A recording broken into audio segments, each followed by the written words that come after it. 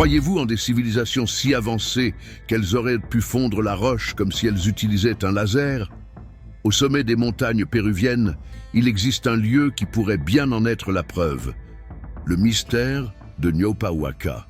Situé dans la vallée sacrée, Ñopa Huaca est considéré par les archéologues et les historiens comme l'un des sites les plus énigmatiques de l'architecture précolombienne, avec des origines et des objectifs encore enveloppés de mystères. Situé à près de 3000 mètres au-dessus du niveau de la mer, dans une région parsemée de constructions énigmatiques, Ñopa Huaca présente des caractéristiques architecturales qui, par leur complexité, semblent défier la capacité technique des anciens Incas. Ce lieu n'est pas ordinaire.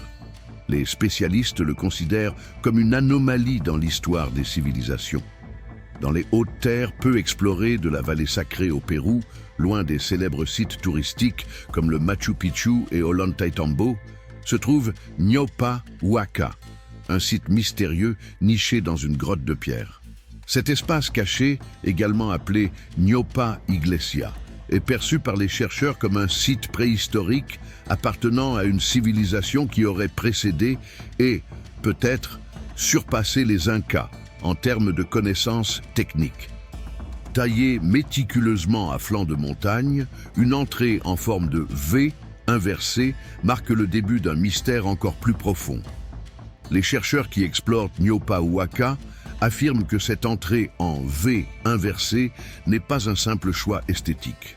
Selon les études d'archéologie symbolique, cette forme représente une distinction spirituelle, séparant le monde terrestre d'un espace sacré. Ce lieu aurait pu être utilisé pour des rituels ou des pratiques spirituelles d'une grande complexité. Cette forme soigneusement taillée dans une roche extrêmement dure semble agir comme un marqueur symbolique et physique, soulignant l'importance et probablement le caractère sacré de ce qui se trouve au-delà. L'entrée en V inversée, un symbole de sagesse et de pouvoir. Mais que gardent exactement ces ruines? Et pourquoi un tel soin à les dissimuler? Les archéologues et les historiens peinent à expliquer les techniques utilisées pour protéger le site. L'absence de mortier entre les pierres et l'ajustement précis observé à Ñopa Huaca rappellent les techniques de construction vues uniquement dans les mégalithes égyptiens et en Mésopotamie ancienne, soulevant la question d'un savoir-faire très avancé, peut-être partagé entre civilisations antiques de manière encore inconnue. Le mur de pierre, par exemple, ne montre aucune trace de ciment ou de mortier, mais présente une union si précise entre les pierres qu'aucune lumière ne peut passer entre elles. Ce type de construction n'est possible qu'avec une technologie bien au-delà des outils rudimentaires connus à l'époque Inca. En traversant cette entrée, on trouve une obstruction composée de pierres et un mur, apparemment conçu pour garder l'intérieur intact. Mais que cherchaient à protéger les anciens Incas? Bien que les réponses restent dans le domaine de l'inconnu, les questions se multiplient à mesure que de nouveaux détails du site sont observés. À proximité de l'entrée bloquée, il y a une fausse porte, si habilement sculptée qu'elle semble faire partie intégrante de la roche de la montagne. Cette fausse porte, taillée dans une continuité parfaite avec la roche, présente des angles et des lignes si précis qu'ils semblent avoir été réalisés avec des outils modernes. Les experts soulignent que si les Incas avaient construit cette entrée, ils auraient laissé des traces typiques de ciseaux ou de marteaux, ce qui n'est pas le cas ici. L'absence de marque d'outils a conduit les spécialistes à théoriser sur l'utilisation de techniques impliquant une chaleur extrême ou une abrasion contrôlée pour façonner la roche. La fausse porte, une ingénierie qui défie l'histoire. L'Université de São Paulo, en collaboration avec l'Institut national d'archéologie andine, a analysé la surface et identifié des caractéristiques similaires à des procédés de polissage industriel. Contrairement à des surfaces laissées brutes, celles de Ñopa Huaca sont lisses et angulaires, suggérant des méthodes de taille et de découpe de roches aussi dures que l'andésite, avec une précision qui défie les techniques connues à ce jour. Imaginez essayer de sculpter une roche aussi dure que le granit avec des outils rudimentaires. Impossible, À Ñaupahuaca, cela a été fait avec une précision que nous ne comprenons pas encore. Sculpter l'andésite, une roche d'une dureté équivalente à celle du granit, exige une maîtrise de technique permettant de contrôler l'application de chaleur ou d'impact de manière extrême. Pourtant, en examinant la structure, les experts n'ont trouvé aucune trace typique de marteau ou d'outils métalliques. Cette finesse indique que les bâtisseurs ont utilisé une méthode pour ramollir ou modeler la roche en détails extrêmement fins, une technique jusqu'alors inconnue dans les technologies anciennes. Cette structure intrigante remet en question les connaissances conventionnelles sur les capacités des civilisations antiques. Les géologues de l'Institut des matériaux d'Amérique du Sud soulignent que la dureté de l'andésite, avec une résistance supérieure à celle de nombreux métaux, aurait rendu presque impossible son façonnage avec des outils en cuivre ou en pierre, les forçant à envisager des technologies encore non identifiées dans l'étude des civilisations andines. La précision nécessaire pour sculpter l'andésite, une roche extrêmement dure avec une dureté similaire à celle du granit, est impressionnante. Sur l'échelle de Mohs, la dureté de l'andésite atteint le niveau 7, ce qui la rend résistante et difficile à travailler, même avec des technologies modernes. Cependant, la fausse porte a été réalisée avec des surfaces lisses et des angles parfaitement droits, suggérant l'utilisation d'une technique avancée et différente des outils traditionnels en pierre ou en cuivre utilisés par les Incas. Des outils de ce type auraient laissé des surfaces irrégulières et des marques visibles, ce qui n'est pas le cas ici. Sur place, une analyse détaillée a été réalisée à l'aide d'un microscope de terrain pour examiner la surface de la roche. Cette étude a révélé des couches vitrifiées d'andésite, indiquant qu'à un certain moment, la roche a été exposée à un type de chaleur extrême. La vitrification observée suggère l'utilisation d'une technologie inconnue, capable de générer des températures dépassant même les limites des fours modernes. Comment une civilisation préhistorique aurait-elle pu disposer d'une telle capacité ? Des tests réalisés par des ingénieurs en matériaux indiquent que pour reproduire l'effet vitrifié sur l'andésite, il faudrait une chaleur concentrée, semblable à l'utilisation de plasma ou de laser. Ces traces de vitrification, reconnues dans des études de géosciences, sont identiques à celles observées dans des zones d'activité volcanique contrôlées. Cependant, l'absence de volcans dans la vallée sacrée exclut cette possibilité. Nous sommes donc face à une technologie ou une technique de fusion des roches qui n'a aucun équivalent dans l'archéologie traditionnelle. Les chercheurs ont noté quelque chose d'intrigant. Au lieu de traces de ciseaux, des couches d'andésite fondues étaient visibles, transformées en une surface vitreuse, semblable à de l'obsidienne. Cette surface vitrifiée indique un processus de chauffage qui, selon les ingénieurs en matériaux, nécessite des températures supérieures à 1200 degrés Celsius. 1200 degrés. Un niveau de chaleur impossible à atteindre avec le feu ou le charbon utilisés dans l'Antiquité. Ce phénomène est une preuve que le site a été soumis à une technique de fusion qui reste encore irrépliquée dans les études archéologiques. Chaleur impossible, la surface vitrifiée de l'andésite. Ce phénomène soulève la question de quelle source de chaleur extrême aurait pu provoquer une telle fusion. Les géologues suggèrent que pour vitrifier l'andésite à de telles températures, la roche aurait dû être exposée à une technologie moderne, telle que le plasma ou le laser. Certains théoriciens spéculent que ces techniques pourraient impliquer l'utilisation de minéraux chauffés ou de processus chimiques encore inconnus, laissant une marque vitrifiée, semblable à de l'obsidienne. Comment une civilisation ancienne aurait-elle eu accès à cette technologie ou à cette compréhension de la fusion des roches? Cela reste une question sans réponse. Pour fondre l'andésite, une roche volcanique composée de plagioclase feldspathique et de pyroxène, des températures d'environ 1000 degrés Celsius, 1000 degrés K, soit 2000 degrés Fahrenheit, 2000 degrés F, serait nécessaire. Cependant, pour créer un effet vitré, semblable à l'obsidienne, une chaleur encore plus intense, supérieur à 1200 degrés Celsius, 1200 degrés, soit 2200 degrés Fahrenheit, 2200 degrés Celsius, serait indispensable. Ces températures extrêmement élevées dépassent les capacités des peuples anciens utilisant des moyens conventionnels comme le bois ou le charbon. Cette observation suggère qu'à un certain moment, la surface de la roche a été soumise à un type de chaleur inconnu et bien supérieur à ce qui était considéré possible pour cette époque, ajoutant ainsi un élément de mystère au site déjà énigmatique de Nyaupa Huaca. Mystère et ingénierie avancée en altitude. L'énigme de Nyaupa Huaca. Au cœur des montagnes reculées de la vallée sacrée, au Pérou, se trouve le site énigmatique de Nyaupa Huaca ou Nyaupa Iglesia, où chaque détail semble soigneusement conçu pour préserver d'anciens secrets.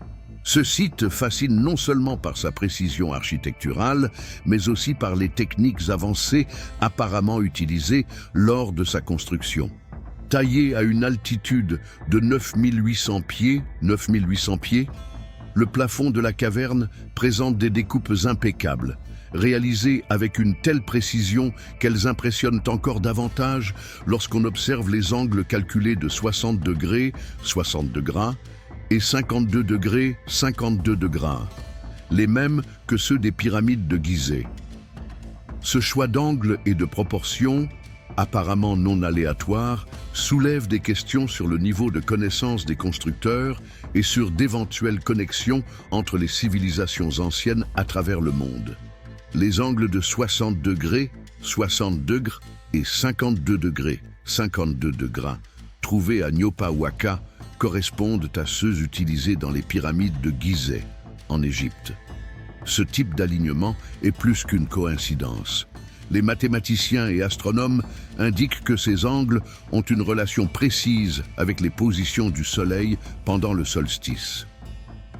D'après des analyses d'archéoastronomie réalisées par l'Observatoire astronomique andin, les angles de 60 degrés, 60 degrés et 52 degrés, 52 degrés, observés à Nyaupa Huaca, reflètent une compréhension avancée des alignements astronomiques avec le Soleil et Sirius, indiquant que le site fonctionnait probablement comme un centre d'observation céleste et d'activités rituelles synchronisées avec les cycles cosmiques. Cela suggère une planification architecturale à visée astronomique. En d'autres termes, Nyaupa Huaca pourrait avoir été en partie un observatoire astronomique.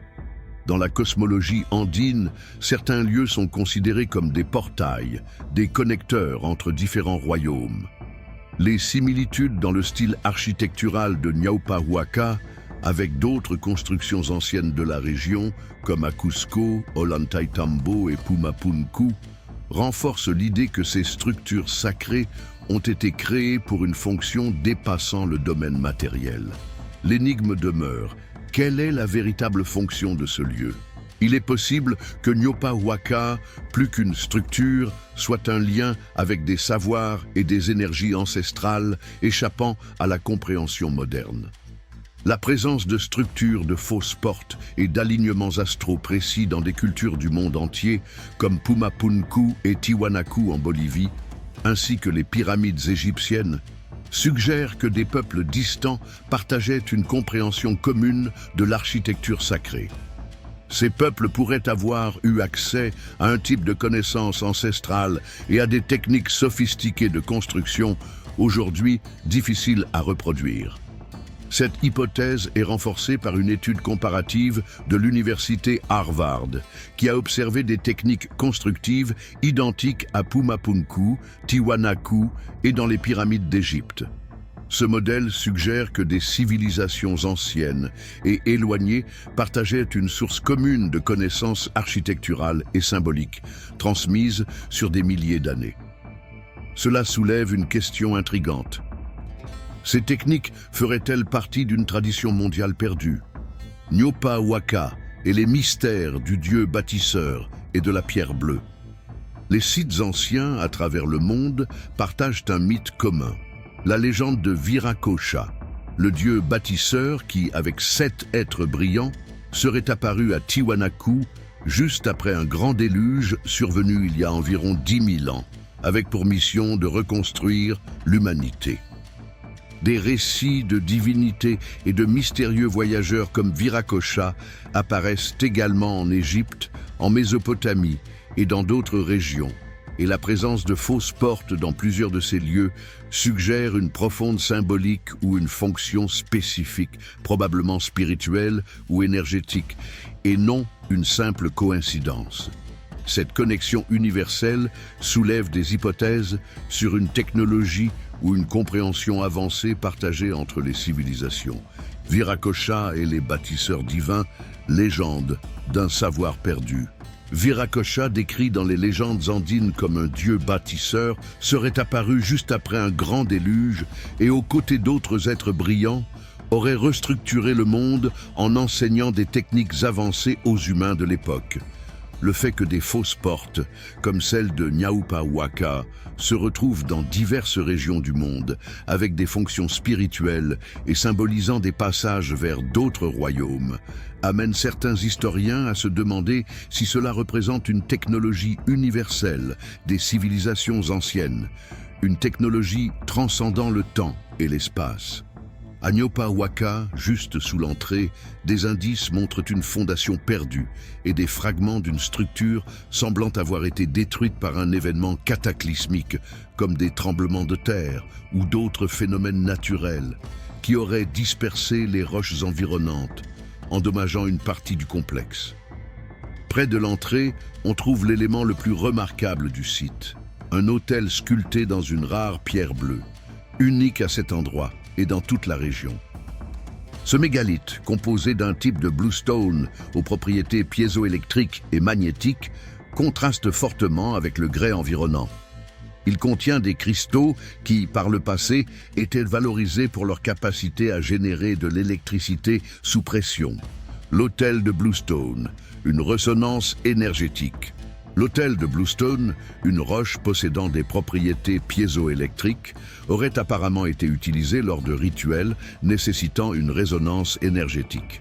Des chercheurs de l'Université nationale d'ingénierie de Lima ont constaté que la bluestone de Nyaupa Waka est capable de produire une charge électrique lorsqu'elle est soumise à une pression, une propriété piézoélectrique identique à celle utilisée dans la fabrication d'équipements modernes de radio et sonar. Cette caractéristique suggère que les anciens connaissaient et appliquaient la piézoélectricité, peut-être pour amplifier l'énergie spirituelle durant les cérémonies. Lorsque pressée, la bluestone libère une légère charge électrique. Et l'on pense que cette propriété était utilisée pour intensifier l'énergie lors des rituels. Si cela est avéré, il s'agirait d'un concept scientifique de manipulation énergétique sans équivalent parmi les Incas. Ce n'est pas un hasard si la bluestone a été utilisée dans les premiers récepteurs radio, se distinguant comme un matériau unique et vraisemblablement choisi pour ses propriétés spécifiques. Le magnétisme naturel et la capacité piézoélectrique de la bluestone suggèrent une utilisation intentionnelle de l'autel de Nyaupa Waka, possiblement liée à la conduction d'énergie ou à l'amplification des vibrations. Les cristaux de quartz présents dans la bluestone possèdent la capacité de résonner à des fréquences vibratoires lorsqu'ils sont soumis à une pression, une propriété piézoélectrique. Ce phénomène est le même qui a permis l'invention des radios et des sonars modernes, et il suggère que les anciens connaissaient une application pratique de ces pierres spécifiques. L'autel aurait ainsi pu servir de antenne spirituelle, amplifiant les sons et les énergies lors de rituels sacrés. La précision des surfaces, la netteté des angles et des bords droits sont impressionnantes, indiquant une méthode avancée de travail de la pierre, inhabituelle pour les outils traditionnels incas en bronze ou en pierre, qui auraient eu du mal à maintenir la perfection des angles sans endommager la surface. L'autel comprend une série de niches rectangulaires aux angles parfaits, ce qui aurait exigé une grande habileté et un contrôle exceptionnel dans la sculpture de roches dures. Les outils en bronze, en raison de leur moindre résistance, n'aurait probablement pas pu atteindre ces angles sans altérer le fini. Dans la structure de l'autel, 2 boutons se distinguent également, très similaires à ceux trouvés dans les fontaines trapézoïdales d'Ollantaytambo, où des découpes et des sculptures sur plusieurs niveaux sont accompagnés de boutons qui, lorsqu'ils sont touchés, influencent le flux de l'eau. Ce phénomène est renforcé par les propriétés piézoélectriques de la bluestone et du granit utilisés à Ollantaytambo, qui réagissent au toucher en transmettant des vibrations modifiant la circulation de l'eau. Les boutons sculptés dans la bluestone de Ñaupa Huaca ressemblent fortement à ceux d'Ollantaytambo et d'autres structures anciennes du Pérou. L'étude des caractéristiques de ces boutons, menée par l'Institut d'archéologie avancée du Pérou, a conclu que ces éléments fonctionnaient comme des points de résonance, amplifiant les vibrations sonores et aidant possiblement à conduire des flux d'énergie lors des rituels. Cela établit Ñaupa Huaca comme un lieu stratégique pour des pratiques impliquant la manipulation de fréquences et de sons. Selon des spécialistes en physique, ces boutons auraient été conçus pour servir de points de contact, transmettant des vibrations et influençant la circulation de l'énergie ou de l'eau sur le site, une pratique avancée et difficile à reproduire, même de nos jours. Malheureusement, au cours du XVIe siècle, les conquérants espagnols ont détruit une partie de l'autel de Ñaupa Huaca à l'aide de dynamite, éliminant la partie supérieure de la structure. Ce sort a été partagé par de nombreuses constructions préhistoriques qui représentaient un défi pour la culture européenne de l'époque, perçues comme des menaces à la suprématie chrétienne. Cette destruction a effacé des indices essentiels sur la véritable nature et fonction de Ñaupa Huaca, ne laissant que des fragments et des mystères qui continuent d'inspirer des théories fascinantes et des interprétations sur ce que ces structures signifiaient réellement pour les civilisations qui les avaient érigées. Ñaupa Huaca, l'énigme des techniques et des alignements cosmiques. Les conquistadors espagnols, bien que dotés d'une puissance militaire, ne possédaient pas la technologie nécessaire pour perforer une roche d'une dureté extrême, comme la bluestone, à la profondeur observée à Ñaupa Huaca.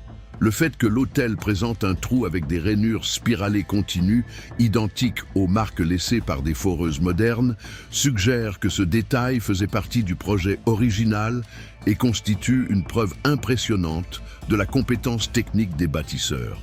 Ce n'est pas seulement une œuvre de précision. L'autel est également aligné de manière exacte avec des événements célestes, tels que le solstice d'hiver, l'apparition de l'étoile Sirius et certaines constellations. Cet alignement intentionnel avec les corps célestes ajoute une couche de mystère, renforçant l'idée que le but de Ñaupa Huaca dépassait peut-être le domaine physique, pouvant être lié à des pratiques spirituelles ou même à un type de technologie inconnue. Des études d'archéoastronomie ont révélé que l'autel de Ñaupa Huaca est aligné avec le solstice d'hiver et l'ascension héliaque de Sirius, une étoile d'une importance spirituelle énorme pour les cultures anciennes, comme celle de l'Égypte et de la Mésopotamie. Cela nous amène à envisager que la fonction de Ñaupa Huaca impliquait aussi des pratiques d'observation et de vénération des cycles cosmiques. Bien que la plupart des historiens attribuent ce site aux Incas, une distinction claire existe entre leurs travaux et les complexes mégalithiques de Ñaupa Huaca. Les Incas utilisaient des pierres sans mortier et des briques d'argile, mais leurs constructions n'atteignent pas le même degré de sophistication technique. En revanche, les blocs de Ñaupa Huaca sont sculptés avec des angles précis et des surfaces si lisses que leur réalisation est complexe même pour les outils de haute précision modernes. L'identité réelle des bâtisseurs de Ñaupa Huaca, tout comme le but de sa construction, reste à ce jour non révélée. L'énigme des bâtisseurs, civilisation perdue ou technologie ancienne? S'agirait-il d'une civilisation préhistorique technologiquement très avancée, créant peut-être un portail spirituel ou physique, ou d'une culture ancienne maîtrisant l'ingénierie et l'astronomie à un niveau que nous commençons tout juste à comprendre? Cette œuvre avancée, à une époque prémoderne, soulève des questions intrigantes. Qu'en pensez-vous des origines et du but de ces structures mégalithiques? Serait-ce la preuve d'une civilisation encore plus ancienne et technologiquement avancée que les Incas? Donnez votre avis dans les commentaires. Face à de telles preuves, ou des connaissances sur le magnétisme, les alignements astronomiques et la manipulation de matériaux aussi durs semblent maîtrisés par une civilisation ancienne, une question se pose. Nyaupa Waka pourrait-elle être le témoignage physique d'une culture ayant une compréhension du monde que nous commençons à peine à redécouvrir? Quel est votre avis? Partagez votre théorie dans les commentaires. Pensez-vous que Nyaupa Waka a été construite uniquement par les Incas ou qu'elle serait l'œuvre d'une civilisation plus ancienne dotée de savoirs perdus? Laissez votre théorie dans les commentaires et aidez à percer cette énigme fascinante.